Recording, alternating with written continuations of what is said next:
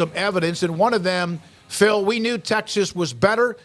To me, it's all, whatever they have the weapons on offense, it's all about what they have to me with what I saw with their defense, from the defensive linemen being as fast as the running backs at Baylor to everything else in between. Your thoughts? Well, I think you hit it on the head. They won the battle up front. And, you know, after watching it and seeing it again, I remember early in the game, their big inside guy, I think it's 99, got on Baylor's guard. And, I mean, the ball went outside, and you're right, he ran the back down before he could get back to the line of scrimmage. Now, with that said, I think there was some opportunity early in the game for Baylor. I think that any team that goes almost 10 yards a snap versus 4 yards a snap, it's pretty dominating. I just didn't, you know, I think about the times I was at Baylor. I mean, we had playmakers on both sides of the ball. I just don't see that right now. I mean, and you can knock the coaching, you can knock play calling or scheme, but there were times that we were in position to make plays on both sides of the ball, and we couldn't make them. Phil, what do you do now in this era when you see yourself in the conference, although Texas is leaving, but you see yourself with a building talent gap?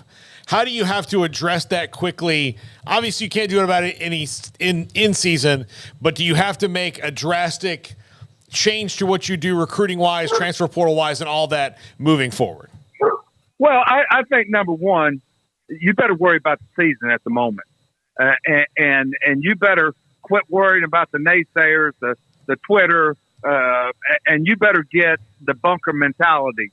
You know, you better get in and say, hey, how can we fix this now that we can walk after 12 games? We can say, hey, we came back and we got this thing reconnected and we got it going. First of all, you got to evaluate on both sides of the ball. You know, what do we need to be doing different? What can we do different? Let's not forget, we're not going to play the number 3 team every weekend. There's games to be won. And that's the thing Dave and his staff are looking at, and they're saying, you know what? We will work the portal. We will work the recruiting. Obviously, Paul, they have a recruiting list. I'm not sure they have a portal list because you don't know yet. But you're looking at your needs. But at the moment, how can we get the guys that are on our roster, that are on our travel squad, playing to a higher level and win the games we're capable of winning? And you can't do that by wishy-washy. You've got to be, you know, set. Hey, we can do this. This is what we can do. This is what we can't do. And let's get good at it. And I'm telling something. I don't know, David, you remember this. In 2012, we started off good. We had like 5 injuries in the secondary. Mike Hicks in particular got hurt. And we had like 4 terrible games. And I tell people, that was my favorite year because we ended up, we got some kids healthy. The kids that played when the other guys weren't healthy got better. And at the end of the year, you know, we tore a very good UCLA team up. I think we won, David, you might correct me on this. I think we won 5 straight at the end of the year. Yeah, it all kind of happened. That one loss, the fumble near midfield against Texas on the road, and then you just kind of started. You really did, and everything kind of started to work. And that team at the end of the year, to me, was as good as anybody that you had, even the ones that won a Big 12 title. Yeah. You know, Florence at quarterback played lights out. But you know, that's what I remember. I tell people, was your favorite year 13? You know, the first Big 12 championship, or was it 14? You know, 12 was the year I look back on, and you know, Bryce Hager got honored by the B Club this weekend, and he and I talked, and I got a very nice note. I said, you know, it's amazing that year you spoke to me. I said, after the way I wore your ass out, you know, and I even told his parents, I said, hey, he's either got to decide whether he wants to play or not play, and lo and behold, he comes out of his shell and, you know, he plays like an All-American. But, you know, that's the year I looked at. These guys can do that. You know, they are good coaches. And they've just got to, you know, don't worry about what's being said. Worry about what you're seeing and what you can do about it. I think good coaches are able to do that, and I believe they can. I do. Phil, who did you wear out the most over their career? Bryce Hager, Sam Hall, Mike Hicks, or Ryan Stewart? You better throw Eddie Lackey in there because he was, I don't know, Orion loved to get me hot. So, he's, and I'm going to tell you something. Cholo, which is Mike Hicks, could give you that look that, he wasn't saying, "Hey, coach, I love you." It was that look we all talk about. And he was so dang, such a good looking kid, but what a great player. I always tell people this, Paul. You can measure speed, you can measure height, you can measure side jumping, but when you have intelligence and you can play with intelligence, Mike Hicks was one of my all-time favorites because he mastered the position. I mean, you told him one time, and it was done. And I think I remember I told you, David, we missed him so much those 4 or 5 games. When he came back against, I believe it was K-State, or maybe the Oklahoma game before we almost beat them. And, I mean, we were a different team.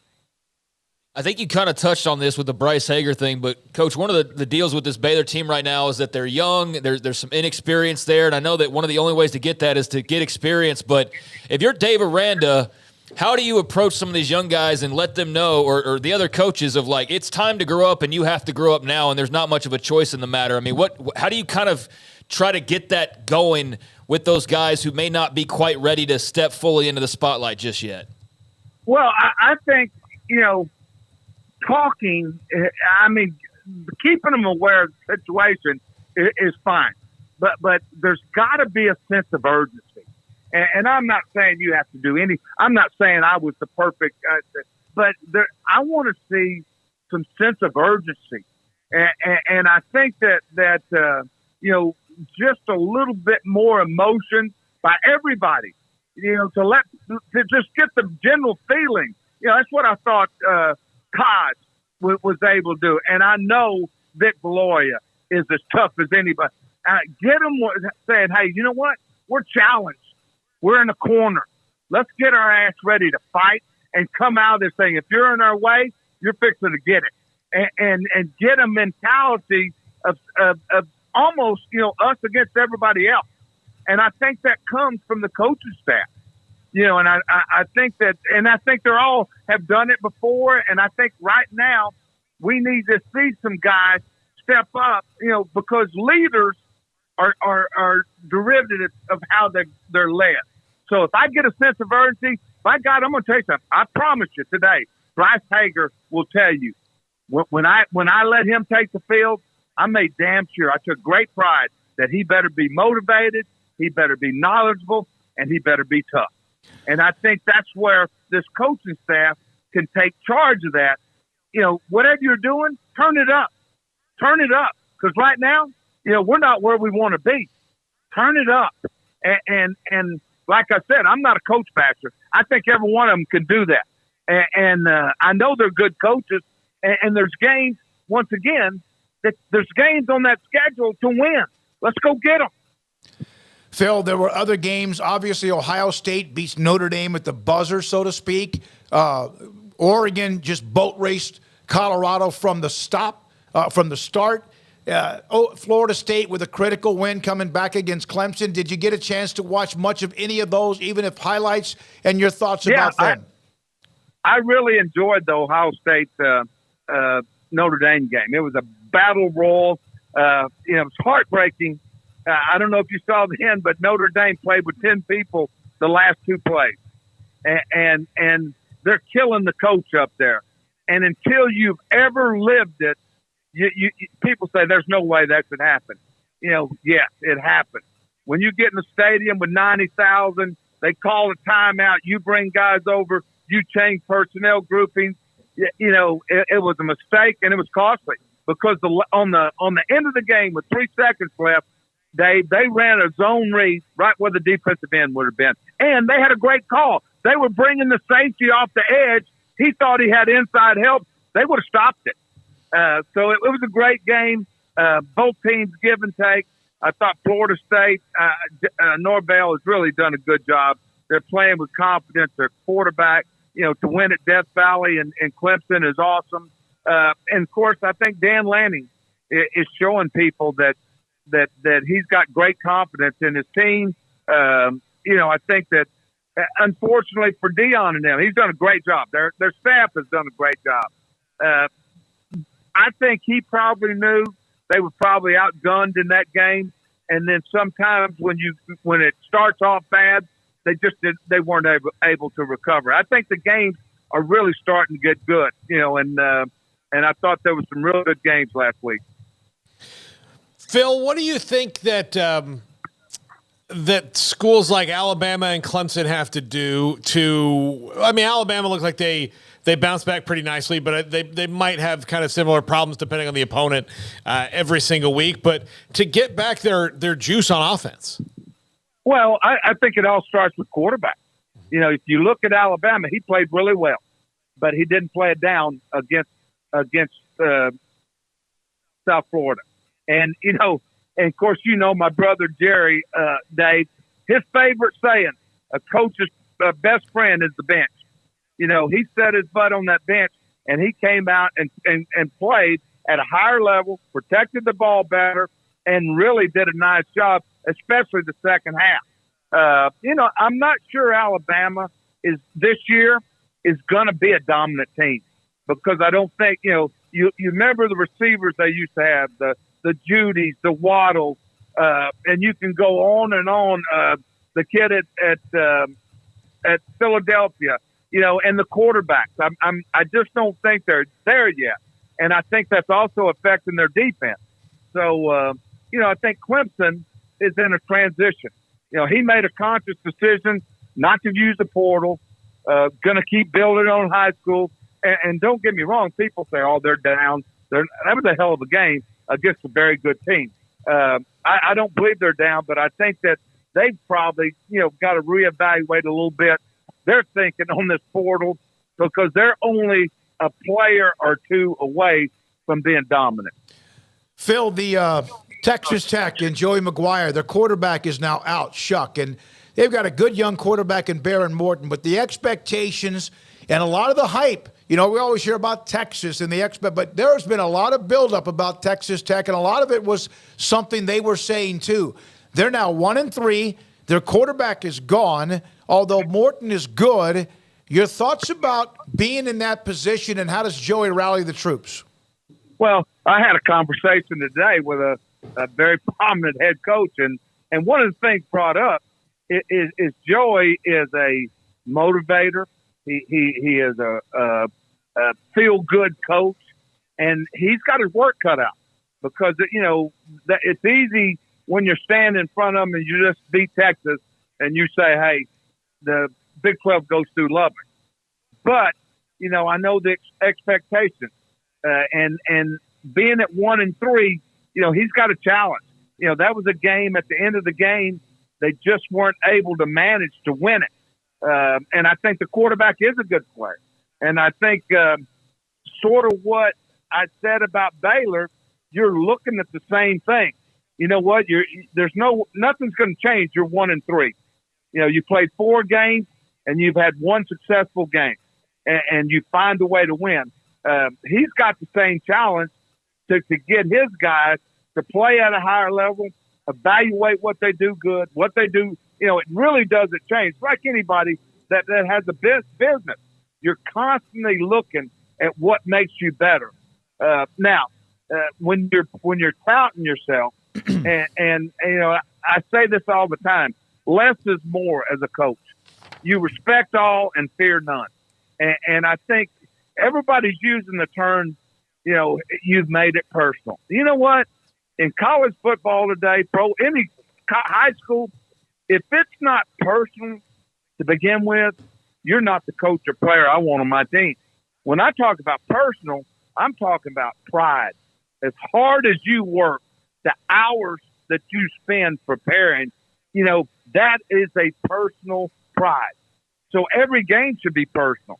And with that said, I think that your action should speak for your volumes for your words. And now today, I know we're a instant gratification society, and everything we say is getting transpired within minutes. But I really believe that you look at guys. That's what I love about Nick Saban. You know, he's careful with his words. He's quick to compliment and slow to downgrade. And I think that goes a long way. Phil, you have coaches are hired to be fired, and you've been fired, and you've been at a lot of places where you've had incredible success and some that did not. And so my question is, when you are the guy, whether you're the head coach or a coordinator, and things aren't going well, how much, and everybody may handle this differently, how much did that eat at you? How much of that did you not eat? You did not sleep, or did it ever get to that point? Well, let me tell you something. If you're worth your salt, I say this again, your work is your product. It's your picture. Mm-hmm. You're painting a picture. It's your product. And you've got to own it. Now, the one thing you do, the mind, we're all quick to rationalize. Well, it's not my fault. You know, this kid, one of the things I always thought, and I go back to 12, and a couple of my staff guys, I was getting hammered. Our defense, we weren't very good. And I told them, stay the course. I did. And I made it a point.